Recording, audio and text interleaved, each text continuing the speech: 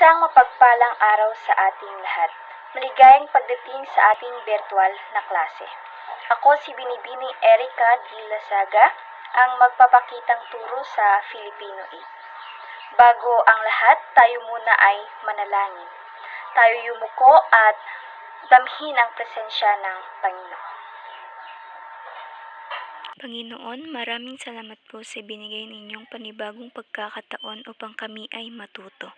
Salamat sa pagkakataong may pagpatuloy namin ang aming pag-aaral sa kabila ng mga pagbabagong dulot na kinakaharap naming pandemya. Gabayan ninyo kaming lahat na mag-aaral upang malinang ang aming isipan at maunawaan ng lubos ang anumang leksyon na tinuturo sa amin.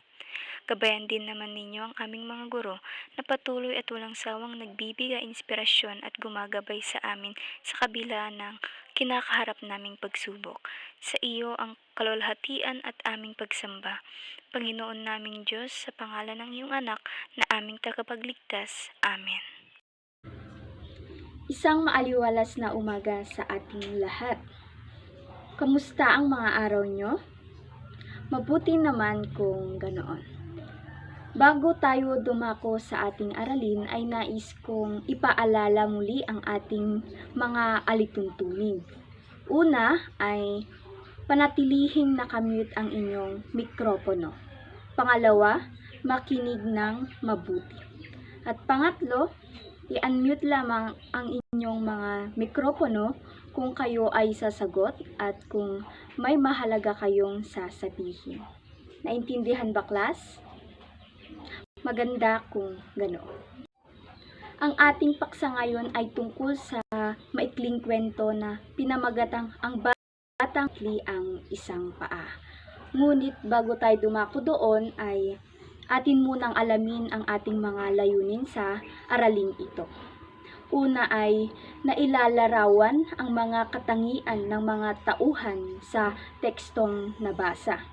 Pangalawa, na ipapahayag ng may damdamin ang mga mahalagang kaisipan sa linyang nakapaloob sa karunungang bayan.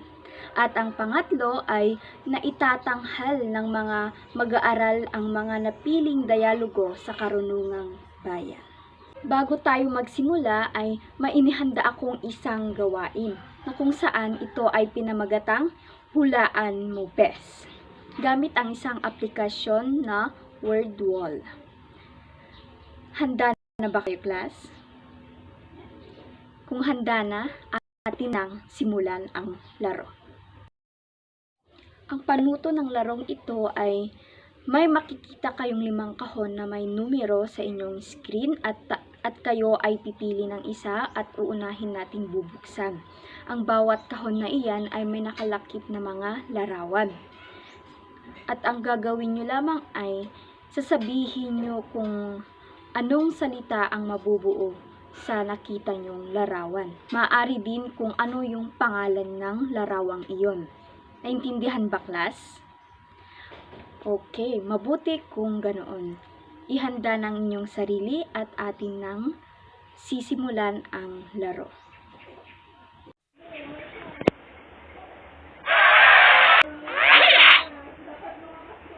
Tama, siya si George Washington.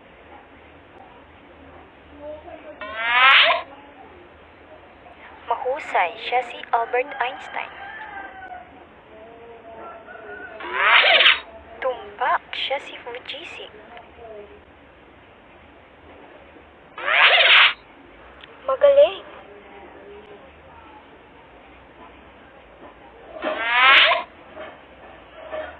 Mahusay.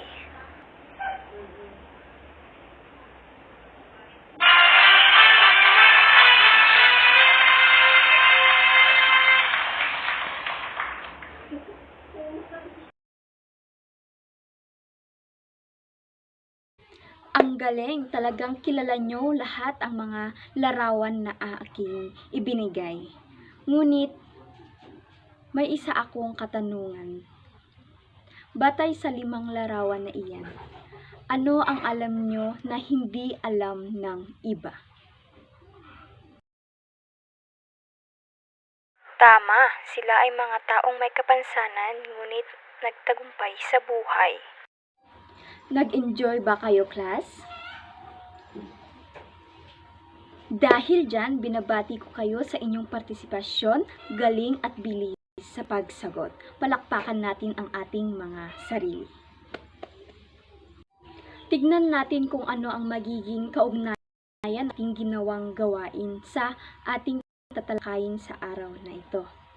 Pero bago iyon, maaari bang tignan at unawain ang pahayag na nasa inyong screen?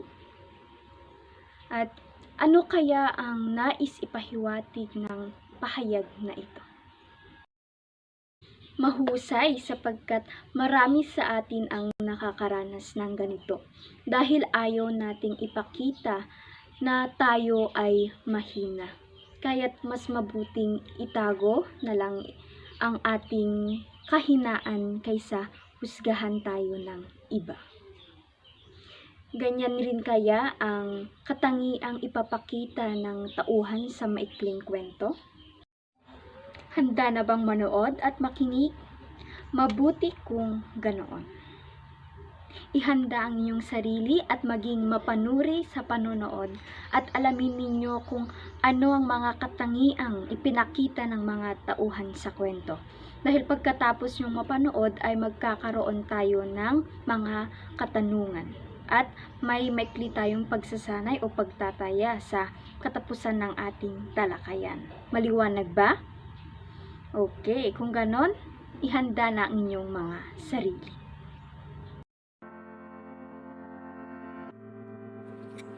Ang batang maikli ang isang paa.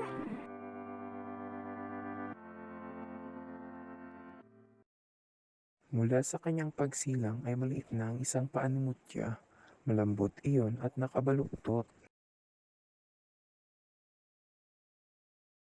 Nang siya ay lumaki-laki, pinasuri siya ng kanyang mga magulang sa mahuhusay na mga doktor. Sabi ng doktor ay wala na iyong remedyo. Habang buhay na raw magiging lumpo si Mutya. Labis na nalungkot at naawa sa kanya ang mga magulang. Lumaki si Mutya na laging tinutukso ng mga kalaro, lalo siyang naging tampulan ng panunukso nang magsimula na siyang mag-aral. O hayan na si Pilantod, padaanin ninyo, tukso ng mga pilyong bata kay Mutya. Sa kabila ng lahat, hindi napipikon si Mutya. Hindi siya umiiyak sa panunukso sa kanya. Lumaki siyang matapang at matatag. Pinalaki kasi siya ng kanyang ina na madasalin. Mayroon siyang malaking pananalig sa Diyos, kaya naman nagawa niyang tanggapin ang kalagayan ng maluwag sa loob niya. Habang nagdadalaga ay nahihilig si Mutya sa musika. Nakakatugtog siya ng iba't ibang instrumento. Marami ang humahanga sa taglay niyang galing sa pagtugtog. Upang lalo pa siyang maging mahusay, pinag-aral siya ng kanyang ina ng pagtugtog ng piano. At natuklasan ni Mutya na kulang man siya ng paa, sobra naman siya sa talino sa musika. Maraming mga guro sa musika ang humahanga sa kanya. Lahat ay gusto siyang maging estudyante. Pagkaraan ng ilang taon, Si Mutya ay isa na siyang kilalang pianista. Nakarating na rin siya sa Espanya at Amerika upang tumugtog. Naanyayahan pa nga siya sa palasyo ng hari ng Espanya para tumugtog sa hari. hindi na siya tinutukso ngayon. Hindi na pinagtatawanan. Sa halip, siya ay hinahangaan na dahil lahat ay nagkakagusto sa kanyang pambihirang kakayahan sa pagtugtog. At dito na nagtatapos ang kwento. Naintindihan ba ang pinanood na maikling kwento? Kung ganon, sino ang makapagbibigay buod ng kanyang napanood na maikling kwento? Mahusay. Sino naman ang pangunahing tauhan sa maikling kwento? Tama, si Mutya. At sino naman sa inyo ang makapaglalarawan kay Mutya? Tama, si Mutya ay matatag, matapang, at may pananalig sa Diyos dahil iyon ang itinuro ng kanyang mga magulang. Paano naman nalampasan ni Mutya ang mga negatibong ibinabato sa kanya?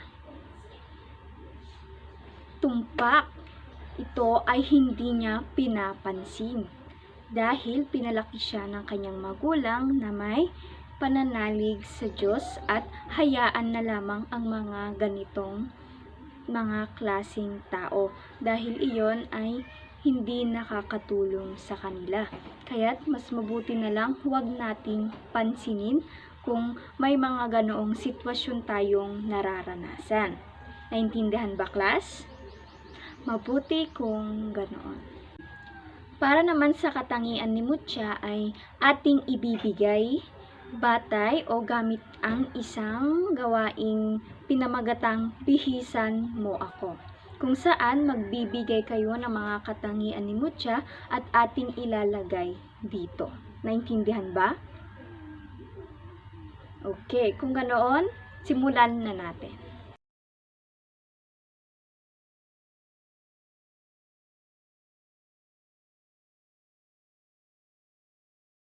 Tama, napakagaling.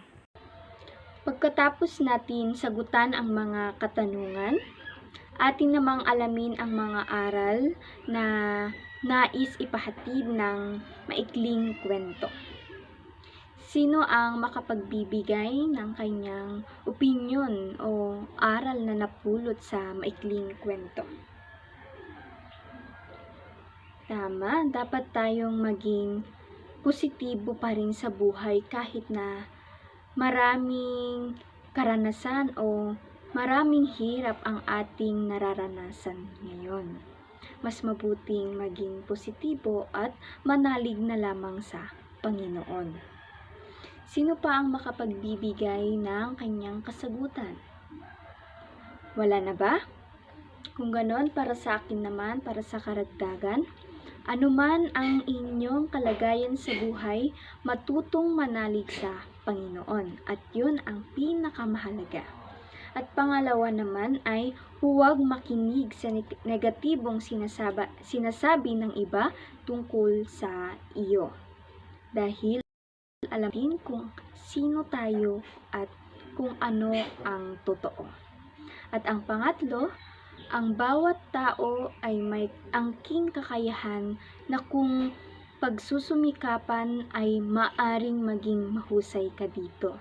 Gaya ng ipinakita ni Mutya, hindi naging hadlang sa kanya ang pagiging isang batang may maikli ang isang paa para sa pag-abot ng kanyang mga pangarap.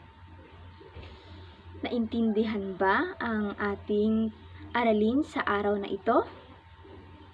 Mahusay kung ganoon. May katanungan pa ba? Kung wala na, dumako naman tayo sa isang gawain.